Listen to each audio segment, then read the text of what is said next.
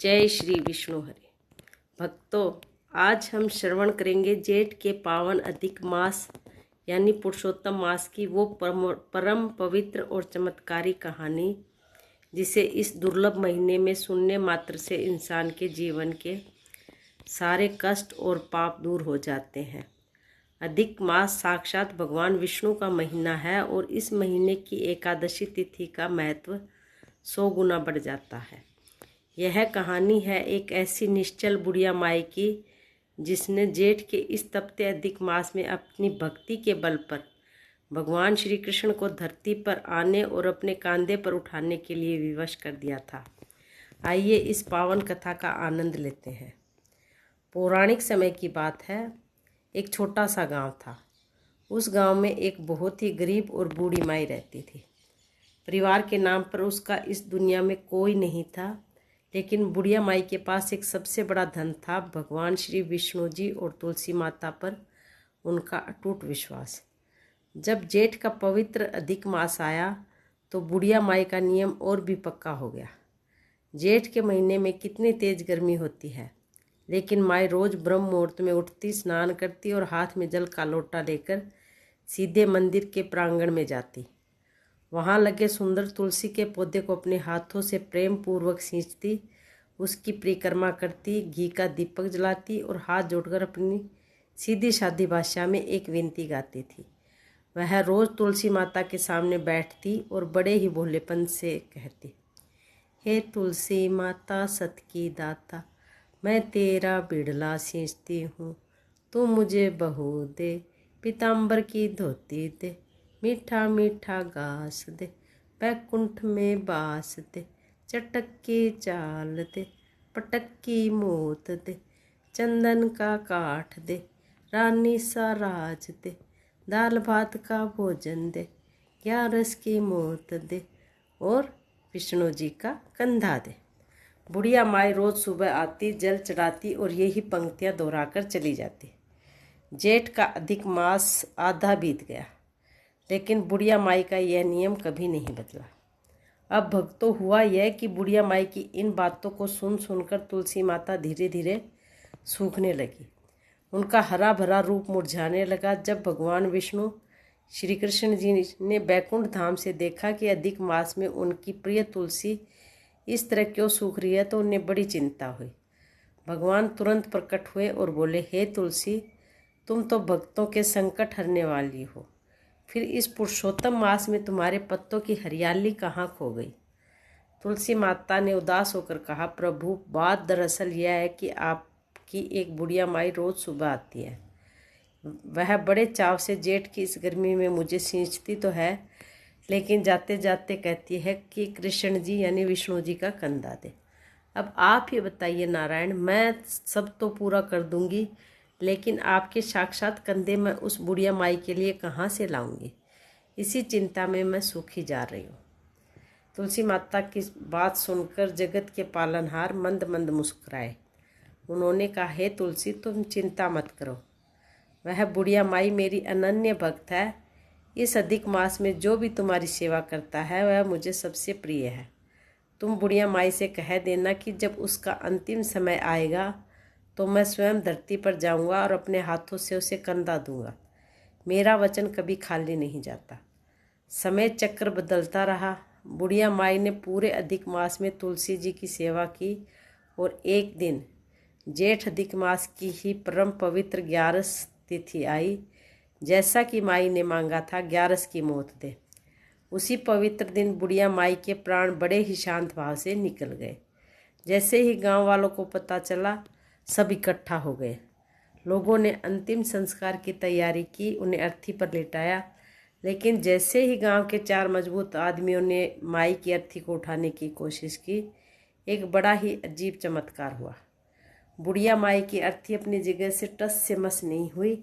4 की जगह 8 लोग लग गए, लेकिन अर्थी ऐसी भारी हो गई जैसे कोई विशाल पहाड़ हो। कोई भी माई को उठा नहीं पा रहा था। सब हैरान परेशान थे कि आखिर अधिक मास की इस 11 पर माई की अर्थी आगे क्यों नहीं बढ़ रही। तभी उस भीड़ को चीरते हुए एक 12 बरस का सुंदर सांवला सा बालक वहाँ आया। बालक ने कहा कि अरे भाइयों, तुम सब परेशान मत हो, मैं इनके कान में एक बात कहूँगा और यह तुरंत उठ जाएंगे।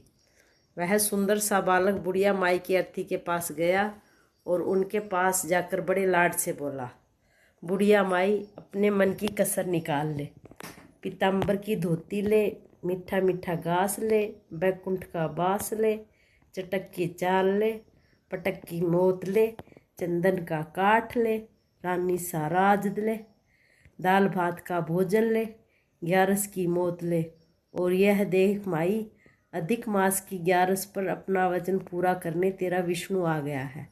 अब चल और कृष्ण यानी विष्णु जी का कंधा ले। जैसे ही भगवान के ये शब्द बुढ़िया माई के कानों में पड़े, माई की आत्मा तृप्त हो गई। उनकी अर्थी पल भर में एक फूल की तरह हल्की हो गई। उस 12 बरस के बालक यानी भगवान श्री कृष्ण ने आगे बढ़कर जैसे ही अर्थी को अपना कंधा दिया, अर्थी हवा में उठ गई।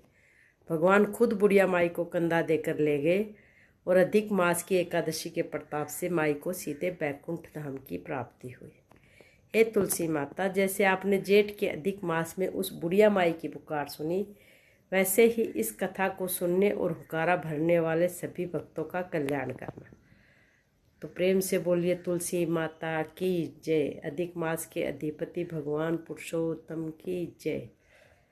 किसी भी व्रत कथा को अकेले नहीं सुना जाता, उसके साथ गणेश जी की कथा सुनना अनिवार्य होता है। तो चलते हैं गणेश जी की इस कथा को सुनने। जय श्री गणेश। बुढ़िया माई और गणेश जी की कथा। पौराणिक काल में एक नगर में एक अत्यंत गरीब और अंधी बुढ़िया रहती थी। उसका एक बेटा और बहू थे। वह बुढ़िया माँ हर दिन गणेश जी की मिट्टी की मूर्ति बनाकर पूरी श्रद्धा से उनकी पूजा करती थी। गणेश जी उस बुढ़िया की भक्ति से बहुत प्रसन्न हुए। एक दिन गणेश जी साक्षात प्रकट हुए और बोले, माई, मैं तुम्हारी पूजा से प्रसन्न हूँ, जो चाहे सो मांग ले। बुढ़िया ने कहा, प्रभु, मुझे तो मांगना ही नहीं आता, मैं क्या मांगूँ। तब गणेश जी मुस्कुराए और बोले, अपने बेटे और बहू से पूछ कर मांग ले। बुढ़िया अपने बेटे के पास गई तो बेटा बोला, गणेश जी पर तो वो बोली, बेटा, गणेश जी प्रकट हुए और मुझसे वरदान मांगने को कह रहे हैं, मैं क्या मांगूँ। बेटे ने कहा, माँ, तू उनसे बहुत सारा धन और सोने चांदी के सिक्के मांग ले, ताकि हमारी गरीबी दूर हो जाए। फिर बुढ़िया अपनी बहू के पास गई। बहू ने कहा कि सासू जी, धन का क्या करना है, आप उनसे एक सुंदर पोता मांगे, जिससे हमारा घर का वंश आगे बढ़े। बुढ़िया सोच में पड़ गई कि बेटा धन मांग रहा है और बहू पोता।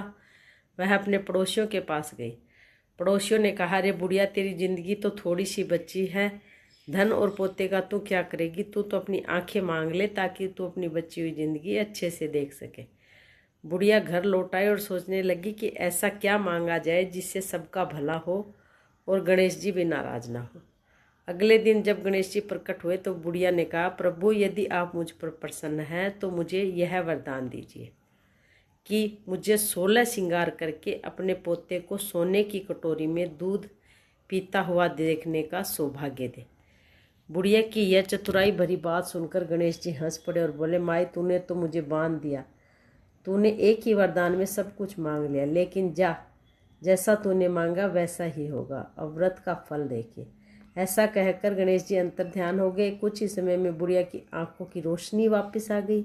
उसका शरीर स्वस्थ हो गया। घर में धन धान्य के भंडार भर गए। बेटे को बड़ा पद राज मिल गया और बहू को सुंदर पुत्र रत्न पोते की प्राप्ति हुई। इस कथा से हमें यह सीख मिलती है कि भगवान के दरबार में सच्ची श्रद्धा और बुद्धि से मांगी गई प्रार्थना कभी खाली नहीं जाती। गणेश जी संकट काटने वाले और सब सुख देने वाले देव हैं। जैसे गणेश जी ने उस बुढ़िया माई पर कृपा की, वैसे ही कथा सुनने पढ़ने वाले सब पर अपनी कृपा बनाए रखें। आपको हमारी ये कथाएं कैसी लगी? अगर आपको हमारा वीडियो अच्छा लगा हो तो इसे लाइक और सब्सक्राइब ज़रूर करें। तो मिलते हैं अगले वीडियो में। जय गणेश।